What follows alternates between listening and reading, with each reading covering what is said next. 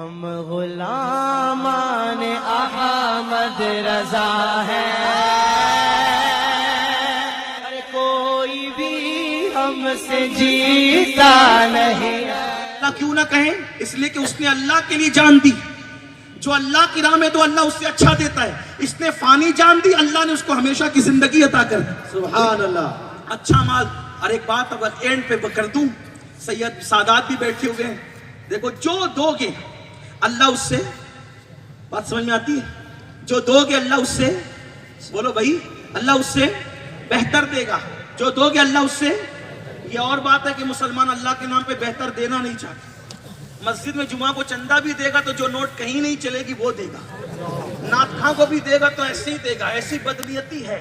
ہنسنے کی بات نہیں، رونے کا مقام ہے۔ میری گفتگو میں یقین جانے کوئی لطیفے کی بات نہیں کر رہا ہوں، یہ دل کا درد ہے۔ ہنسنے کی بات نہیں میرے بھائی، ہنسنے کی بات نہیں، رونے کا مقام۔ بیٹی کی شادی پہ خرچہ کرے گا تو بے حساب، اللہ کی راہ میں دے گا تو حساب سے۔ یہ حال ہو گیا ہے۔ لیکن آؤ، اللہ کی راہ میں جیسا دو گے اللہ اس سے بڑھ کر دے گا۔ ایک ہی بات کرتا ہوں، بات مکمل کرتا ہوں۔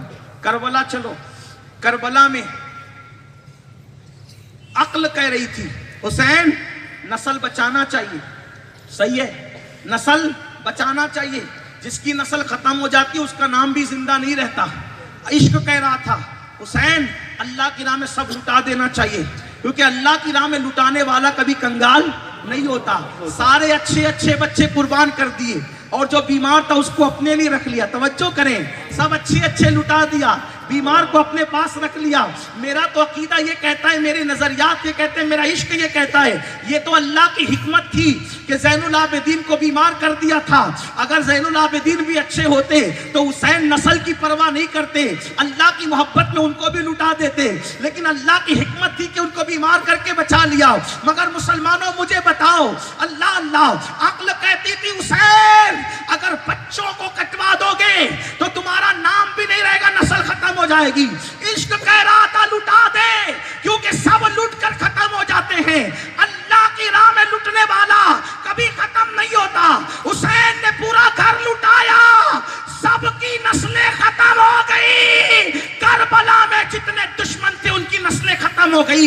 یزید کے بچے نہیں، یہ جنہوں نے بچا کے رکھا، آج ان کا کوئی نام لینے والا ان کی نسل کا نہیں ہے۔ حسین نے سب لٹا دیے۔ اللہ کے نقیب نے، قدرت کے نقیب نے کہا حسین تو نے میرے لیے لٹایا، اب روئے زمین کا کوئی چپا ایسا رہنے نہیں دوں گا جہاں حسین کی اولاد موجود نہ ہو۔ بغداد میں دیکھو اولاد حسین، زمین ہند پہ دیکھو غریب نواز حسین پاک کی اولاد، قطب الدین بختیار کاکی حسین پاک کی اولاد، محبوب الہی حسین پاک کی اولاد، صابر کلیار حسین پاک کی اولاد، غوث پاک حسین پاک کی اولاد، سید رفاعی حسین پاک کی اولاد، مخدوم اشرف جہانگیر سمنانی حسین پاک کی اولاد۔ قدرت کا نقیب کہہ رہا ہے تو نے اچھے اچھے دیے تو میں نے لوٹا کر بھی اچھے اچھے دیے۔ تو نے اپنی حیثیت کے مطابق دیا، میں نے اپنی شان کے مطابق دیا۔ حسین 3 دن بے گھر تھے، آج حسین گھر گھر نظر آ رہے ہیں۔ پتہ چلا دین کے نام پہ قربانی دینے والا کبھی محروم نہیں رہتا، کبھی کنگال نہیں ہوتا، بلکہ وہ آباد ہوتا ہے۔ اس لیے یاد رکھو، آباد ہونا ہے تو اللہ کے دین کے لیے کوششیں کرو۔ مالدار لوگوں سے میرا کہنا یہ ہے، بڑی فیکٹریاں بنانے کی بجائے بڑے اسکول بناؤ، یہ اچھا بزنس بھی ہے اور قوم کی خدمت بھی ہے۔ میں تو لوگوں کو یہ کہتا ہوں میرے بھائیوں، کاش کاش کاش شاہ جہاں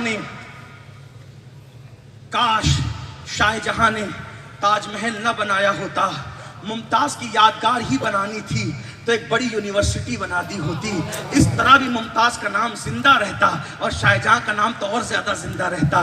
لیکن جو غلطیاں ہمارے بڑوں نے کی ہے اس غلطی کو مت دہرائیے۔ آئیے حیات لے کے چلے، کائنات لے کے چلے تو سارے زمانے کو ساتھ لے کے چلے، لیکن اس مسلک کے ساتھ دشمن احمد پہ شدت کیجئے، شہیدوں کی کیا مروت کیجئے، غیظ میں جل جائیں بے دینوں کے دل، یا رسول اللہ کی کثرت کیجئے۔ شرک ٹھہرے جس میں تعظیم حبیب، اس برے مذہب پہ لعنت کیجئے چرچا انہی کا صبح و شام، جانے کافر پر قیامت کیجئے۔ استغفر اللہ ربی ان ربی لغفور الرحیم وما علینا الا البلاغ۔ السلام علیکم۔ اگر آپ نے ابھی تک ہمارا چینل سبسکرائب نہیں کیا تو ہمارے چینل کو سبسکرائب کر لیں۔